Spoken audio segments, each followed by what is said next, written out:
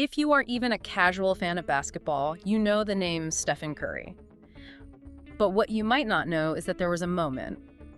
A moment when the greatest players of his generation sat down and openly confessed that he didn't just win the game, he fundamentally broke it. Yeah, this wasn't your standard sports media hit. This was something else entirely. It was like a historical summit disguised as a sit-down interview. Yeah. You had LeBron James, the physical avatar of 2 decades of dominance. You had Steve Nash, the architect of pace and space. And then Steph himself, the player who literally weaponized math and movement to force the entire league to change how it played. Global strategic overhaul. So our sources today, we're focusing entirely on this one conversation. We're doing the ultimate deep dive into that Mind the Game interview where these 3 icons just laid it all bare. The raw, unfiltered truth about competition, about pain, and about generational change. Yeah, and our mission here is to really extract those core confessions, the revolutionary insights, the moments that reveal exactly how and why basketball changed forever under Curry's reign. We're going to spend the next 40 minutes unpacking the tactical brutality of his game. Yeah, it is brutal. We'll dive into how he literally ran a Hall of Famer off the court and into retirement, analyze why LeBron confessed that Steph is most dangerous when he doesn't have the ball. Which is just a crazy thing to say about anyone. And we're going to pinpoint the single conversation with a GM that launched the three-point volume era that now dominates every single court everywhere. This isn't just about cool highlights. This is about understanding the strategy that completely shattered the old paradigm. So let's unpack this revolution. Okay, so we have to start with what might be the most hilarious, but also, profoundly sad retirement story in modern sports. Yeah, it's incredible. We're talking about Steve Nash, a 2-time MVP, looking directly at Stephen Curry across the table and saying completely deadpan, "You deserve a little credit for putting me out to pasture." And the whole room just erupts. Right. LeBron and Curry are laughing. But the story itself, when you break it down, it is not funny.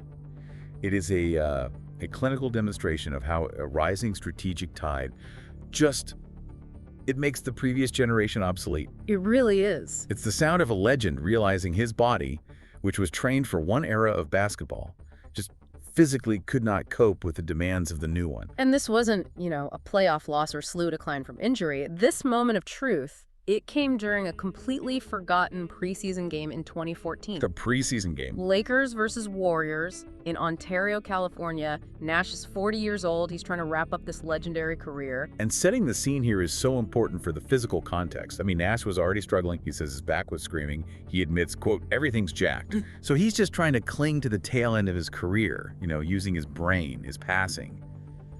But his intellect was no match for what was coming. He steps onto the court, and he's matched up with a 26-year-old Steph Curry, who, and this is Nash's description, was just running like a maniac. Right. And we need to pause on that. Yeah. Because it wasn't just random running. The specific actions Curry was running, that's the mechanism of the destruction here. Okay, so break that down. Because when you watch a highlight, it looks so graceful, but defending it is. It's a nightmare. So Curry wasn't just isolating. He's moving relentlessly without the ball. Nash specifically says he was going off flare after flare, pinch after pinch. So for anyone listening who isn't deep into basketball X's and O's, what does that actually mean physically? What's the toll? Okay, so a pinch post action. That's usually when Curry gives the ball up at the wing and then immediately sprints through traffic, usually around a big man setting a screen. So the defender, in this case a 40-year-old Nash, right, is forced to chase him through a maze of bodies at top speed just to stay close. And the flare screen is even worse, right? Especially for a guy with a bad back. Oh, 100%. A flare screen is designed to send the defender running away from the ball. You're forced to sprint full speed across the three-point line, often into empty space, chasing a guy who's about to catch and shoot. So he's not even running in straight lines. No. He's running these complex, curved paths, all designed to create just a millimeter of space. So Nash, with a compromised back and 40-year-old legs, is being forced to do full-on anaerobic sprints over and over again every single possession. And the result of that kind of physical torture. Immediate devastation. Yeah. Nash points out the Warriors dropped 39 points on them in the first quarter of a preseason game. Wow. They weren't just warming up, they were running a full-throttle marathon against a defensive legend who just could not physically keep up. And here's the part of the story that's it's the ultimate irony. He looks over at the Warriors bench. Yeah. And he sees Coach Steve Kerr, who would later be his boss, a guy he's known forever. And Kerr's just smiling. He knows exactly what's happening. Kerr knows he's got this weapon, and he's not letting up. He's intentionally throwing Curry into every single action designed to just wear down the Lakers' defense. And he started with the weakest link, who unfortunately was the legend, Steve Nash. Nash said he was thinking to himself, screaming at Kerr, "Come on, Stevie, stop running this." But he couldn't stop. Because it wasn't about being mean, it was about efficiency. It was the strategic decision. Exploit the math, exploit the movement.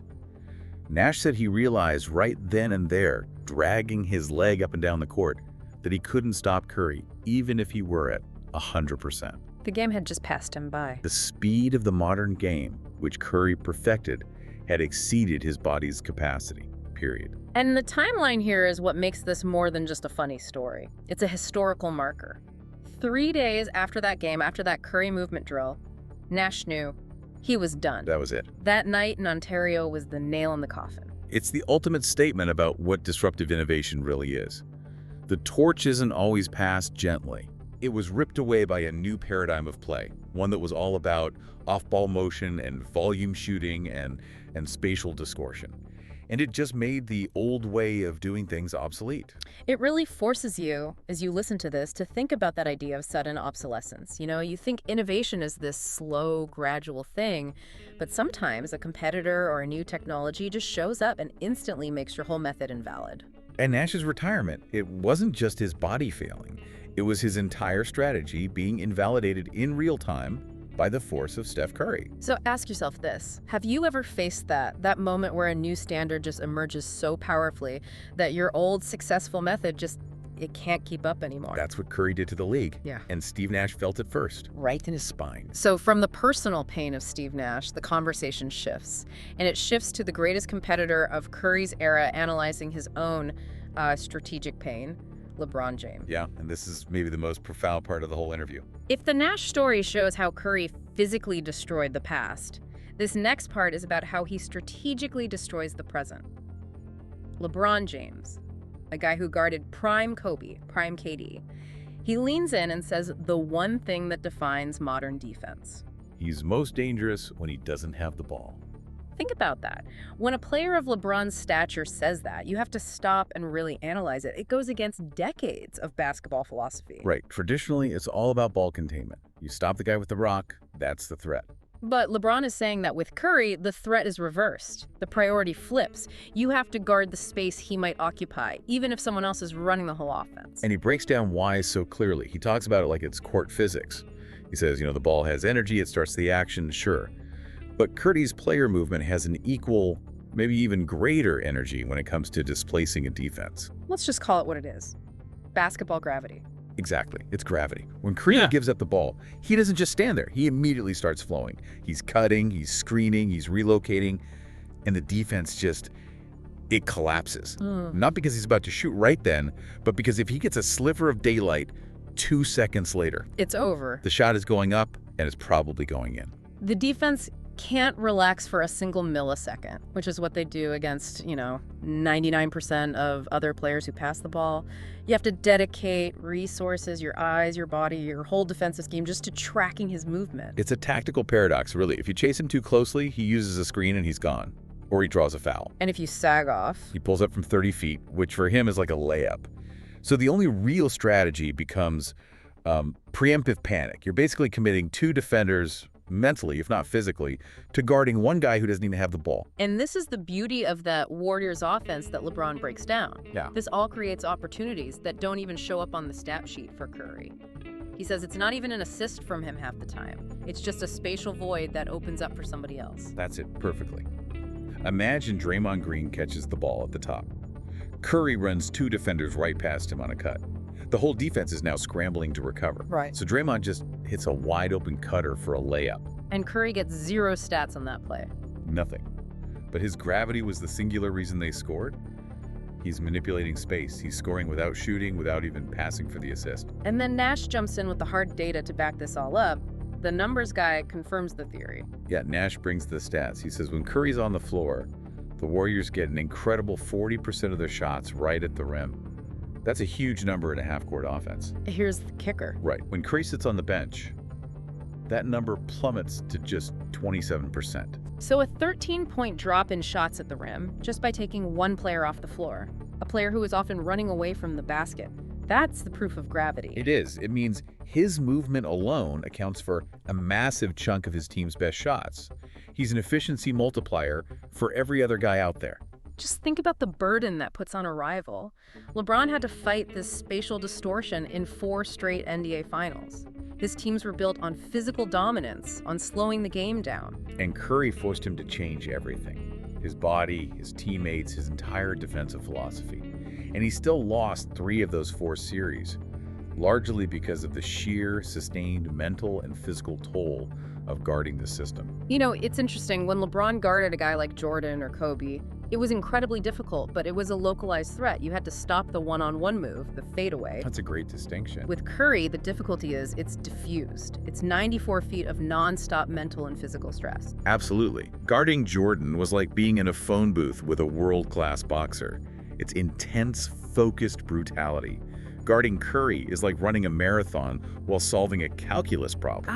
Yeah. You have to be aware of everything all the time. The difficulty isn't just strength, it's absolute, sustained focus, knowing that a half-second lapse means the possession is over. And that intense, grinding suffering is exactly why LeBron's next comment is the highest compliment imaginable. He just looks at Curry, smiles, and says, "You ruined the league, bro." "You ruined the league." That phrase, said with this mix of, resignation and total respect, it's him admitting that the game he mastered, the one he defined through force, is over. The blueprint he perfected was made obsolete by his rival's blueprint. LeBron, the ultimate chess master, is basically conceding the game. He's confirming that the NBA he helped shape is gone, and it's been replaced by the one Steph Curry created. Is the ultimate respect wrapped in the memory of just immense strategic pain. And that whole idea of ruining the league, it ties directly back to that famous, and at the time controversial, soundbite from 2015. Oh yeah, from Mark Jackson. They bring it up in the conversation.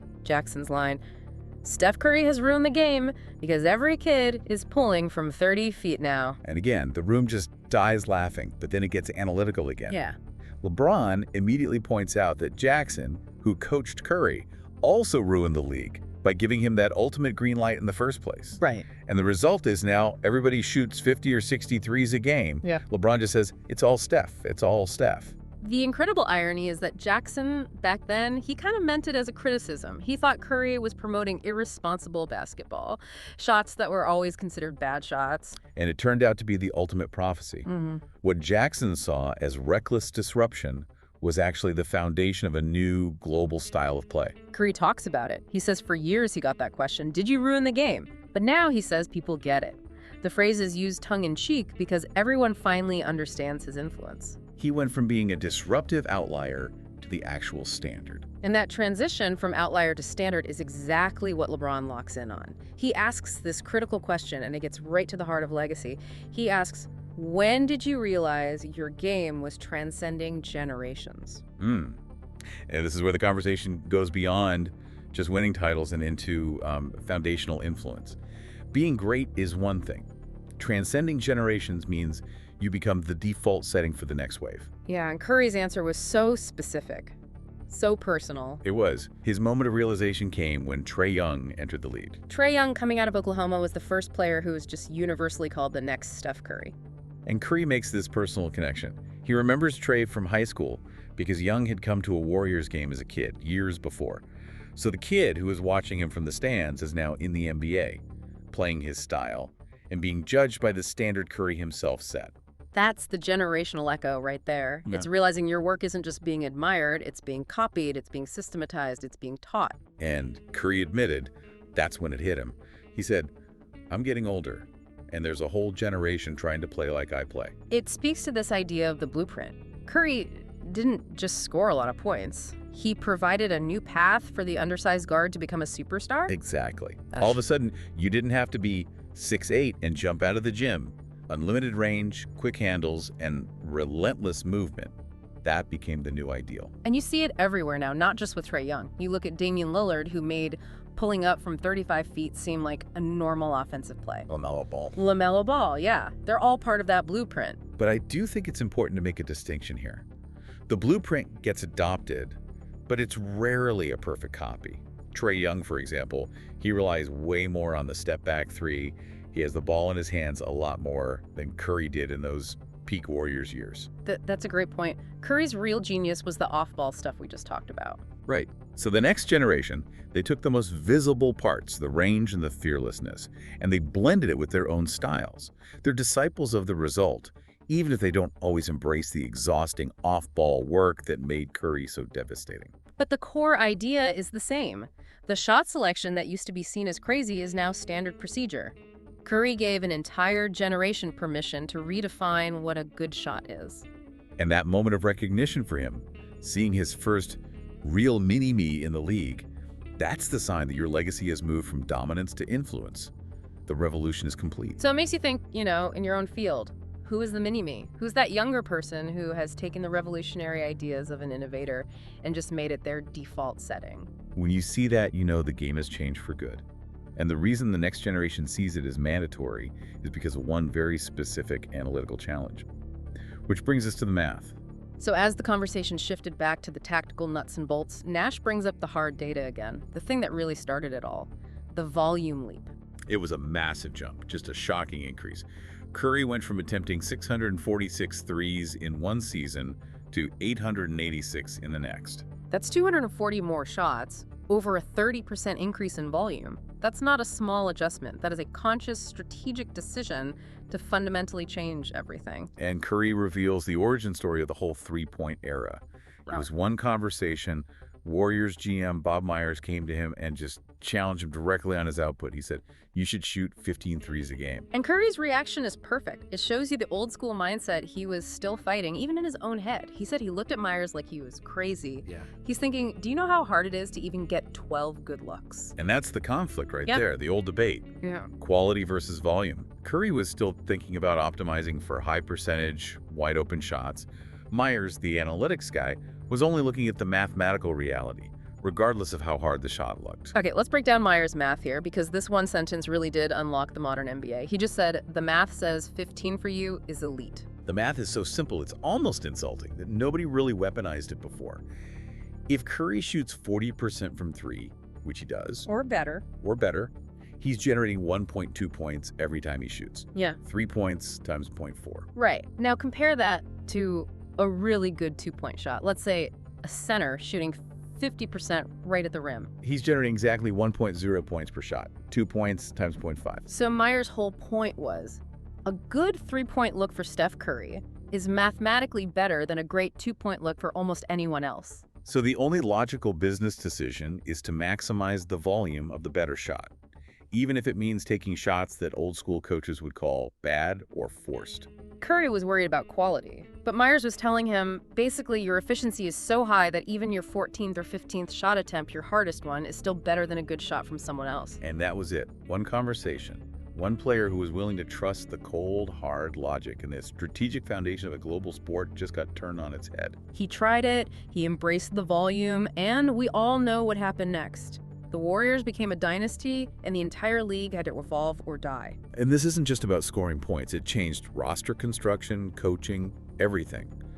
LeBron confirms it in the interview. He says now every team has 3 or 4 guys who have to shoot hundreds of threes a season. Because if you don't, you just can't keep up mathematically. You can't compete. We've seen teams try to fight it. They build around post players and mid-range scorers, and they find themselves down by 15 points before they even know what hit them, because 3 is more than 2. It also changed how players train. The fact that the league mandate is basically 15 threes a game for your best shooter, that means players are now spending thousands of hours practicing shots that used to be last-second bailout heaves. 100%. Deep threes, running threes, contested threes. The definition of a good shooter totally changed. It's not just accuracy anymore. It's accuracy plus volume plus limitless range. Curry's real legacy isn't just that he was great. It's that he professionalized the impossible shot.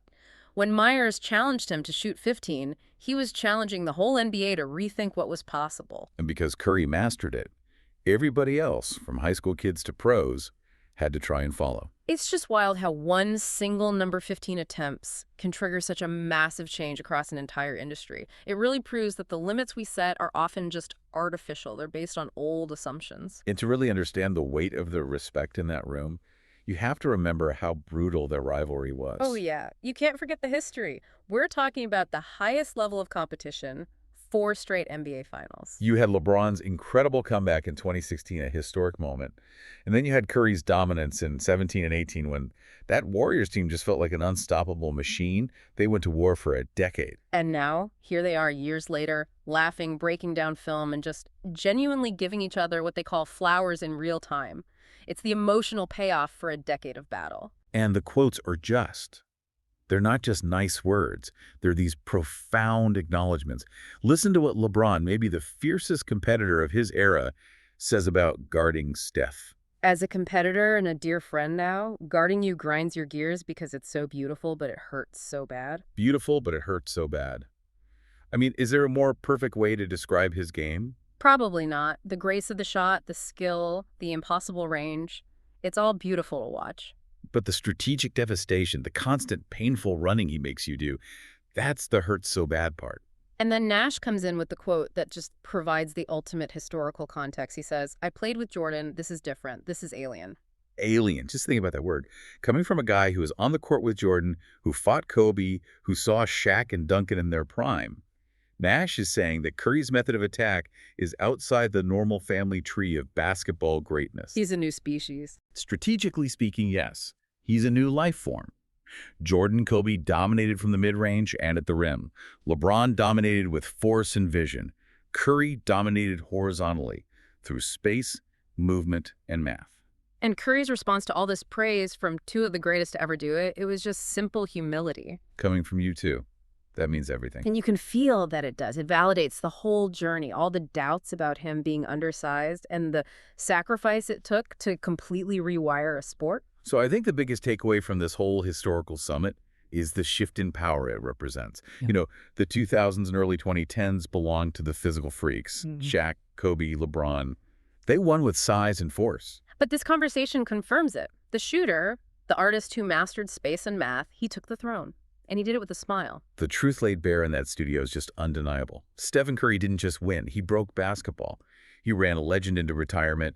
He forced the greatest player of his generation to change his whole defensive identity.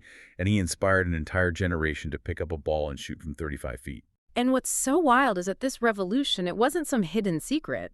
It was just one player consistently doing the mathematically superior thing over and over until everyone else had no choice but to catch up.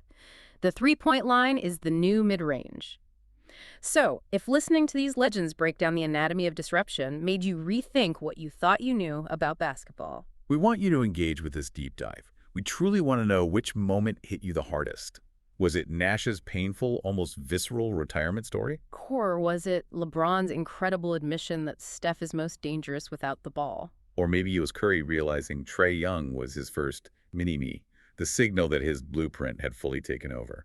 Let us know your thoughts in the comments. Please share this deep dive with someone who needs a shortcut to being well-informed, and of course, subscribe for more of these deep, analytical, no BS conversations about the moments that truly change the games we watch and the world around us. We'll leave you with one final thought, something to apply to your own world. If one man and one mathematical insight, Bob Myers, telling Curry to shoot 15 threes a game, could fundamentally break a global sport and force every single competitor to evolve or die. What is the equivalent foundational assumption in your professional field that's being challenged by a disruptor right now? What is the undervalued, mathematically superior strategy, the 15 threes of your industry that you need to embrace today to stay on top? Are you maximizing your own efficiency curve, or are you still just taking the comfortable good shots of the past? That's the real application of this. Thank you for exploring this history with us. Thank you. The game belongs to the shooter now.